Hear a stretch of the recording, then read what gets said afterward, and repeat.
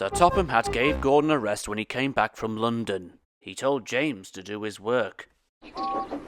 James got very conceited about it. "You know, little Toby," he said, "I'm an important engine now. Everybody knows it. They come in crowds to see me flash by.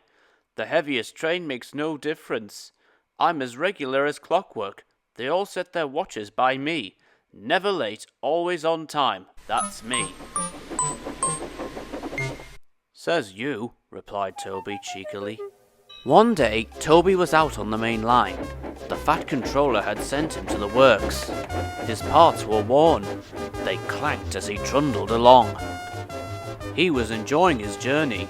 He was a very little engine, and his tanks didn't hold much water, so he often had to stop for a drink.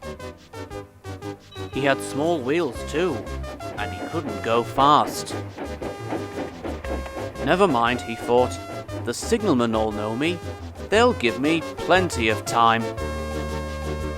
But a new signalman had come to one of the stations.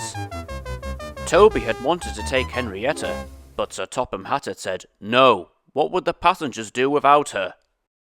He wondered if Henrietta was lonely. Percy had promised to look after her, but Toby couldn't help worrying. "Percy doesn't understand her like I do," he said.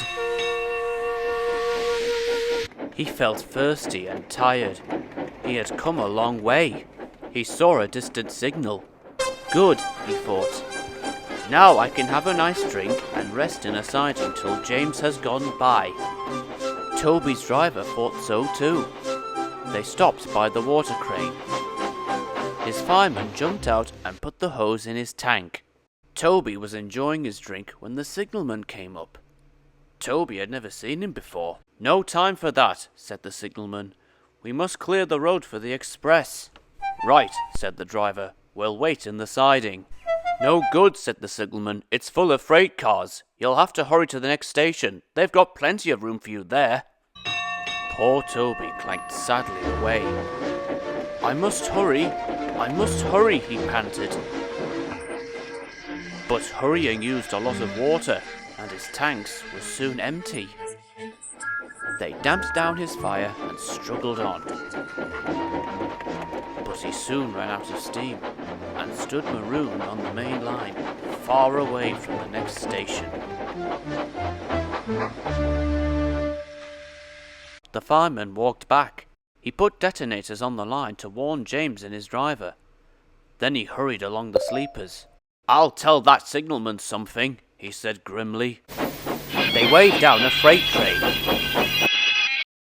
James was fuming when Toby's fireman arrived and explained what had happened. "My fault," said the signalman. "I didn't understand about Toby." "Now, James," said his driver, "you'll have to push him." "What? Me?" snorted James. "Me? Push Toby and pull my train?" "Yes, you." "Shut!" The driver, the fireman, the passengers and the conductor all said he was a bad engine. All right, grumbled James.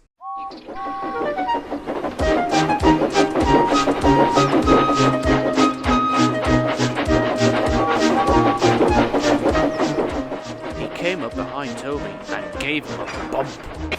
"Get on, you," he said crossly. James's driver made him push Toby all the way to the works. "It serves you right for being cross," he said. James had to work very hard, and when he reached the workstation, he felt exhausted. Some little boys were on the platform. "Cool," said one. "The express is late. A double-header, too. Do you know what I think? I think," he went on, "that James couldn't pull the train, so Toby had to help him." "Cool," said James, and blew a great cloud of steam.